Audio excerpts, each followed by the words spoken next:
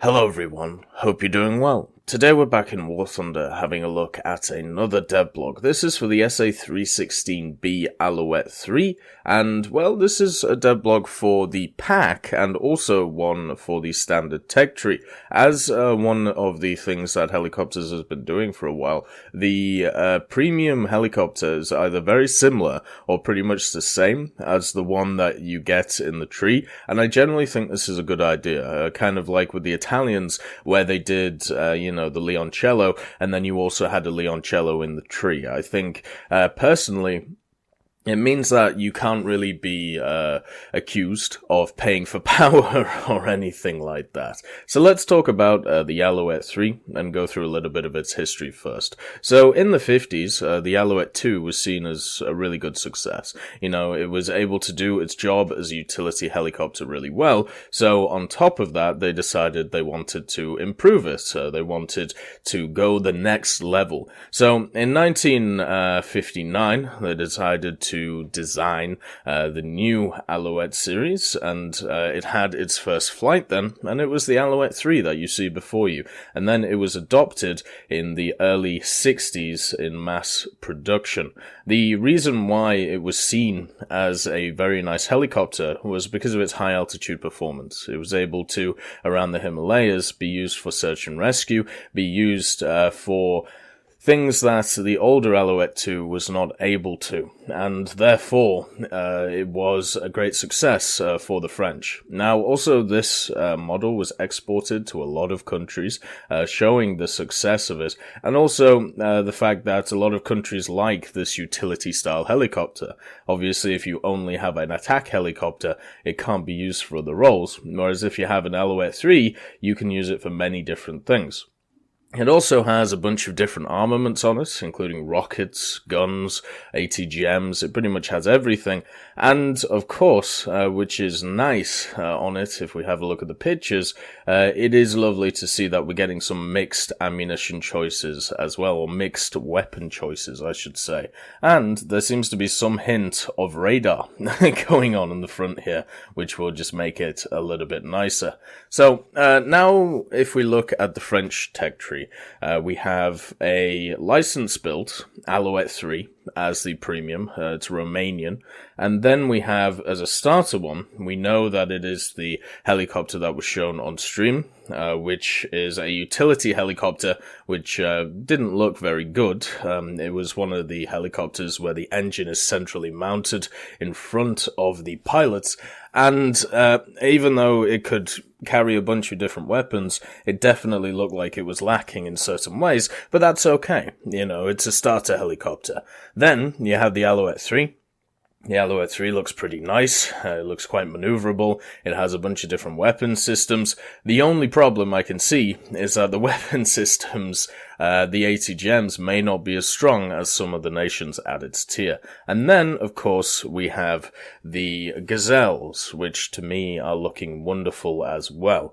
The general theme that I'm seeing with French helicopters is lack of armor, not like the Russian helicopters, but they are also highly maneuverable. I would pretty much talk about them in the way that Germany has their helicopters. You know, they're very similar in, my guess would be called Playstyle. The only difference is that the versatility of the French helicopters is higher because they have access to more general weapons. Now, whether this will kind of bite them, because it means that they won't have enough of one type of weapon to be able to go forward and do a lot of damage with, then that will be seen, and that will be seen as if it's possible.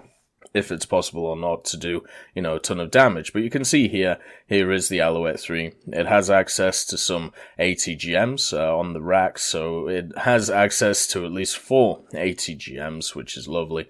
And the issue is, though, they're SS-11s. And the SS-11 is good, but one of the things that in helicopters is becoming extremely apparent is there is definitely a hierarchy. You have basically everyone, all of the lower tier helicopters on one level, and then the middling tiers are obviously there, and then the high tiers are a massive echelon above. So with these helicopters, the Alouette III, and I believe it was called the H-34, you're looking at a machine which will have good tank-killing capabilities at the correct BR. But if it's shoved up there, if it's shoved up at 9.0, where, maybe you can get into a lot of 10.0 matches, the ATGMs might not cut it anymore. With T-80s running around with a lot of Contact 5, with the new Challenger moving about, maybe Italy getting a new tank, there is all these possibilities that the tank killing capabilities of something like an Alouette III is just not good enough anymore. On top of this, we're getting an increase in the ability of radar-guided AA.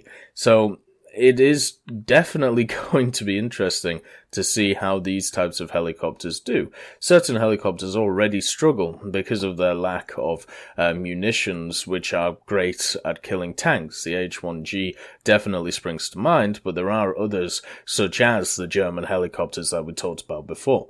But the main takeaway from this devblog, in my opinion, is that we're getting another utility helicopter, which is not fully designed to be an attack helicopter, but it does have access to a bunch of munitions which can make it deadly. Now, on top of this, it is more built for speed, it is more built for maneuverability. It is not built to be getting hit. So stuff like the new Tunguska will tear this thing apart without even thinking. And on top of this, because of the fact it has SS-11s, I'm not sure if it gets upgraded ATGMs after that.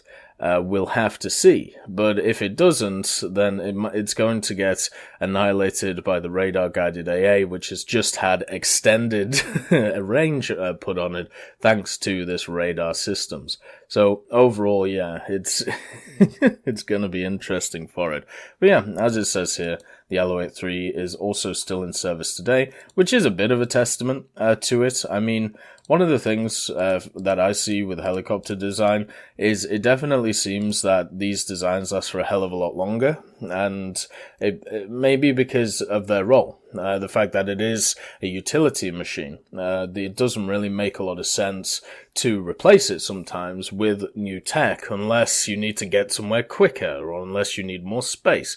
But it seems like the Alouettes are finally coming out of service, mainly down to spare part issues, mainly down to the fact that there aren't a ton left. Right, so now that I have logged in, it is time to have a look at the premium version of the French helicopter that we're getting for the tree. Now, a lot of trees have been getting helicopters which have good access to ATGMs, and on top of this are seen as much more of attack helicopters. Basically, the American and the Soviets with their stuff. You have the Huey, which is definitely a utility helicopter, but it does have access to some wonderful armaments. When it comes to the Soviets, the Mi-24, I would definitely class much more as an attack helicopter, even though it is seen as a utility helicopter. It's more of an attack helicopter to me, at least. And now, the French, in my opinion, are getting a scrap heap challenge machine. I don't know why it is, but looking at the pictures of this,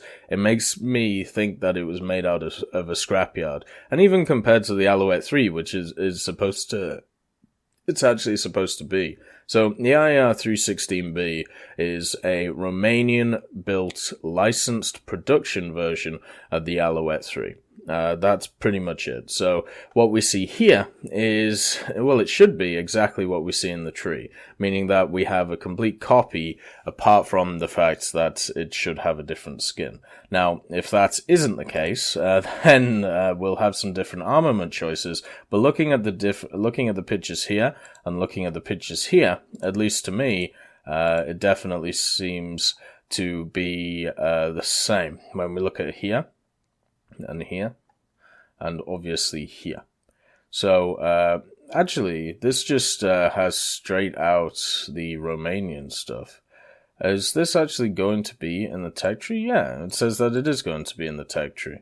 Maybe this one is the French one? This must be the French one, because I'm having a look at it, right? And you can see this is the Romanian insignia. And also the, I suppose you'd call it decal, or sorry, insignia as well. Decal. Okay, so this is the French one. Right, so we are doing different colours, as I said. Now, let's just have a look. You can see it does look straight out of Scrap Heap Challenge. There's a lot of stuff hanging off of it. The wheels don't look proper. The tail definitely looks a bit dodgy, doesn't it? But it has this similar design to the Gazelle that you can see with the engine coming out of the back. And then, of course, we have a little bit better light with the wheels just kind of just sticking out. But it has access to, you can see, rockets and ATGMs and hopefully machine guns. I do hope it has a full idea of what it's a full component of the armaments that you can get. So otherwise, it would be kind of sad, you know, because then the reserve helicopter would have something that this doesn't. So this has the ATGMs, the Mallyutkas, with more than 600 millimeters of armor penetration. It has two 7.62 millimeter machine guns. So there you go. It does have some machine guns, and then 32 unguided 57 millimeter LPR 57 rockets. So if this thing's at 9 OBR, then the only thing that's going to be useful are the ATGMs, at least in ground battles. Why I like the fact that it has all of the different munitions is because when it comes to helicopter battles, it will be able to fill different roles. Now, maybe, since it can carry all of it at the same time, as I said before, it definitely will have an issue where once you get to a target, or once you start hitting stuff, it might not have enough munitions for one single type to do an absolute ton of damage. But 6 ATGMs in ground forces would be fine. But in helicopter battles, I'm thinking of, you know, when helicopters dump a ton of rockets into bases, or they fight in the air with air-to-air missiles. The IAR doesn't really have that, and neither does the Alouette III. And I'm wondering if France is going to have an issue because of that, because of the fact that it's going to kind of run out of munitions halfway through, where the majority of other nations would not. And that's definitely a consideration to make. Now, this pack itself is $34.99. If you want to have a look at the pricing or anything, we went over it in another video. And there's also a bundle available with this and the AMX-30. The AMX-30 with the 50 cal instead of the 20. I think the AMX-30 is a pretty good MBT, or medium tank. The problem is with it is it just got up tiered to 7.7. It can still hold its ground, but the problem is the lack of stabilizer. You have to use it a little bit more defensively now than before, but you still have a really good heat shell. And I wish this version had the 20mm coaxial. Instead, it just has a 50 cal. Anyway, I hope you have enjoyed this video, and I'll see you next time.